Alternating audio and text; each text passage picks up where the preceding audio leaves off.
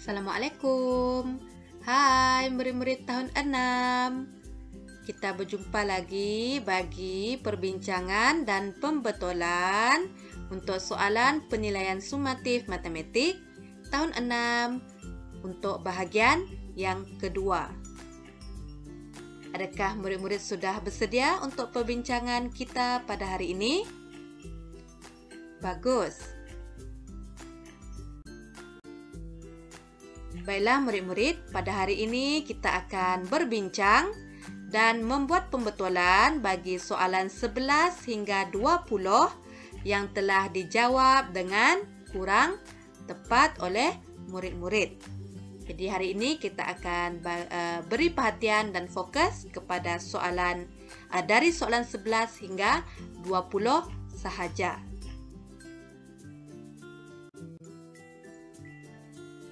Baiklah murid-murid, bagi soalan 11 hingga 14, kebanyakan murid-murid telah menjawab dengan betul. Jadi kita akan mulakan dengan soalan 15. Jadi soalan 15 ini melibatkan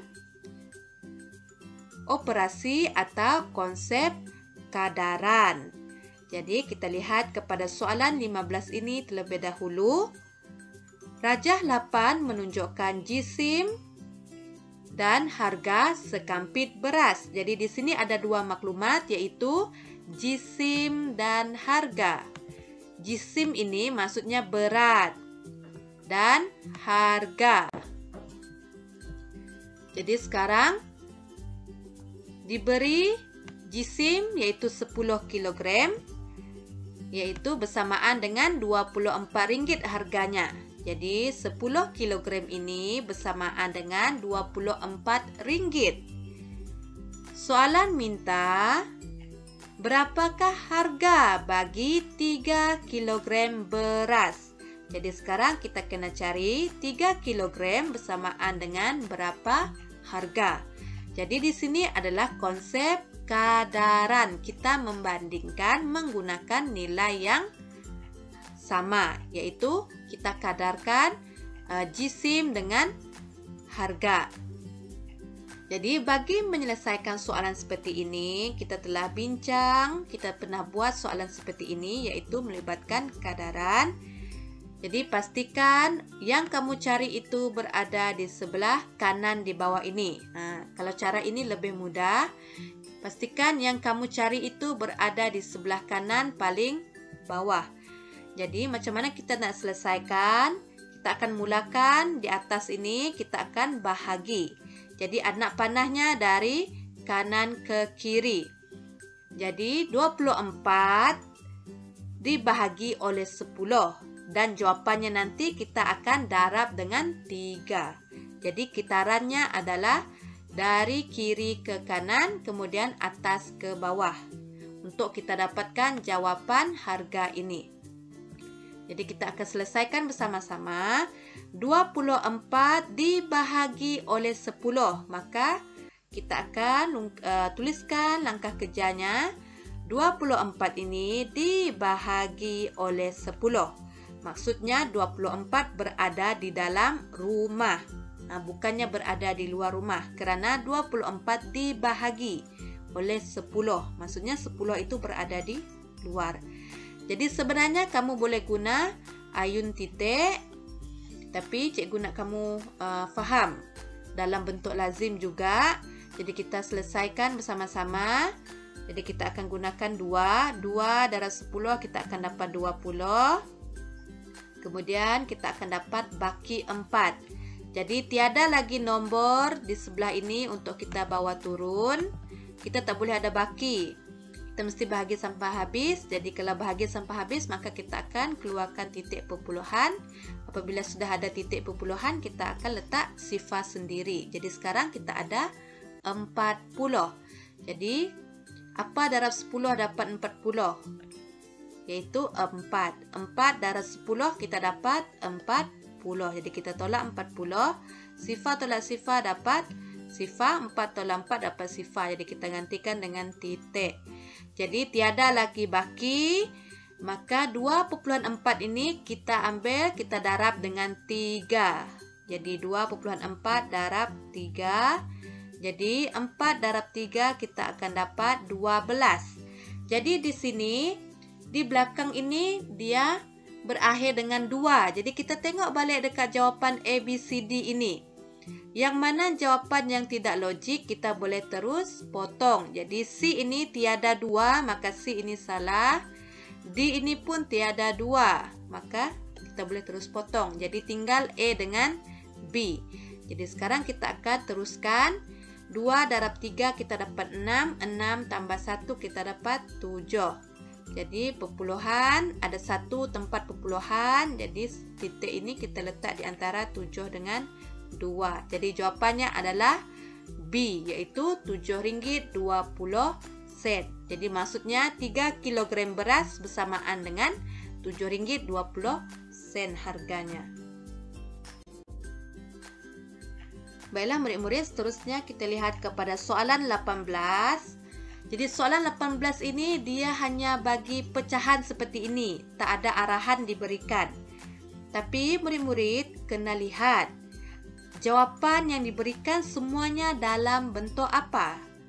Jawapan yang diberikan semuanya dalam peratus. Maksudnya pecahan ini kamu kena tukar menjadi peratus.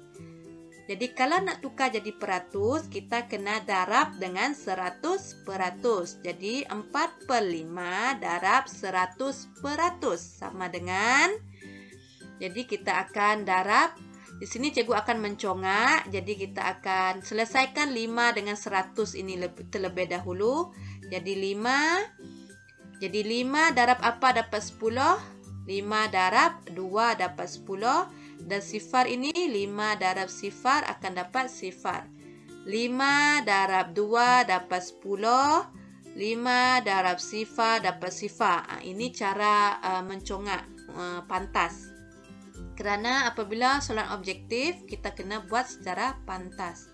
Jadi sekarang di atas ini operasi darab. Jadi 4 darab 20 kita akan dapat 80, iaitu 80%. Kerana sini ada simbol peratus, maka jawapan nanti mesti ada simbol peratus. Jadi jawapannya adalah D.